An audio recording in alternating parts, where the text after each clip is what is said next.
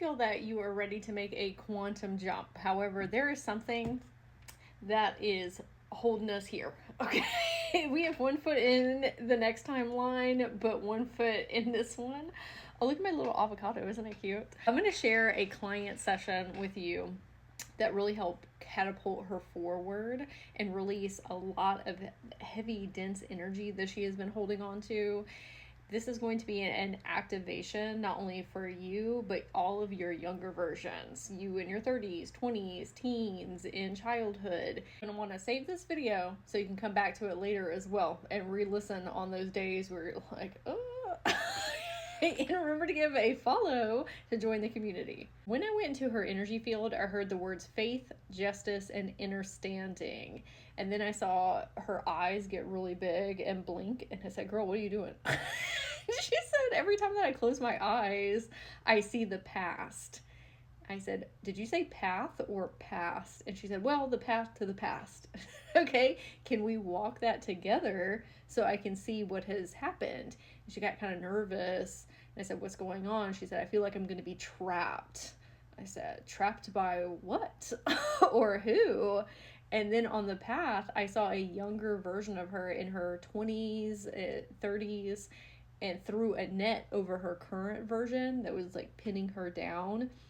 I said, whoa, what is happening? Why are you trapping yourself? You're a very loving person. I wouldn't see you doing harm to yourself on purpose. I took the net off and I said, let's go talk to her, that younger version, and see what is going on. I said, let's go to somewhere else, because we were just kind of like in the void space. And this is when their higher self took us to a lawyer's office. And we were sitting at a mediation table together. I was the mediator. And then I had the younger version over here of her and her current version. What I told the current version is, she's not trying to trap you. That is actually your projection onto her. And thinking that she is trying to trap you. That is an image that is being projected from your own mind in the current. I asked the younger version, why do you think that she thinks that you're trying to trap her? The younger version folded her arms like this and turned her chair away from us and went, I said, we're not going to really understand the situation if we don't talk about it. And so then she was a little bit more open. This is where you come in. Okay. And where the impediments might be in you quantum shifting as well. This younger version of her said, she doesn't see me as she sees herself.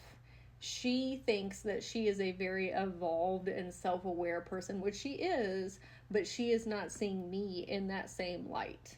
The younger version said, I am also evolved and self-aware. And what she meant by that was sometimes we'll be saying these narratives over our past selves, whether that's young adult or teen or children, where they have gone through some hardships or maybe didn't make the best decisions, just went paths that were not preferable or that we wouldn't have made in our current consciousness now. And then we'll just keep reiterating that story over them and projecting a lot of shame and guilt. And that's what had happened to my client in her 20s and 30s, is she had some really intense things to work through, like life circumstances. And she was feeling that she didn't handle them maybe in the best way. And that's where a lot of that guilt and shame energy was being moved to those past timelines. And her younger version said to her, I was not broken or fragile. I have always been strong. I made sure we got to where we are now. Even when I did not have the tools and resources, I found a way. She was basically like, bitch, if it wasn't for me, you wouldn't be who you are today. Okay, I was the one that diligently kept on moving forward, even when I did not have what I needed in my life, whether that is my consciousness level, support, help, or, the wherewithal to do these things. I did them anyway. And what I was explaining is, we are our most evolved consciousness right now. Okay, at this level. But those younger versions of you, all the way back to you from childhood, that is you as a person. You are very self-aware and you are consistently working on yourself and growing. at every single stage. So you have, at those pivotal points in your life, you have always been at the highest consciousness of you in those timelines. Often we look back and say, oh, I wish I could have done this or I should have done that. When, how would you know until you know? There's so many ancestral and generational trauma and societal, religious, cultural programming that we are having to break down within ourselves and completely reprogram. And oftentimes you can't do those things unless you're presented with different challenges or getting triggered, and then you work through it and then you get to the next stage of evolution. But that doesn't discount or detract from you being evolved at every stage of your journey. Then we went back into her field, and the current version of her said to the younger, I had no idea that you felt this way about me speaking these things over our past experiences. Will you forgive me? The younger version said, I don't need to forgive you. I don't want to do that. All I want from you is acknowledgement. Then she said, I want us, talking about both of them, to acknowledge that we have always been strong. And then she brought forward all of the inner children as well. This is when all of the inner children put on this kind of like swimsuit that this muscle man is wearing, if you've seen a depiction like this. And they were all holding their arms up, and they were doing like this strong man pose, and were holding these really big weights above their head.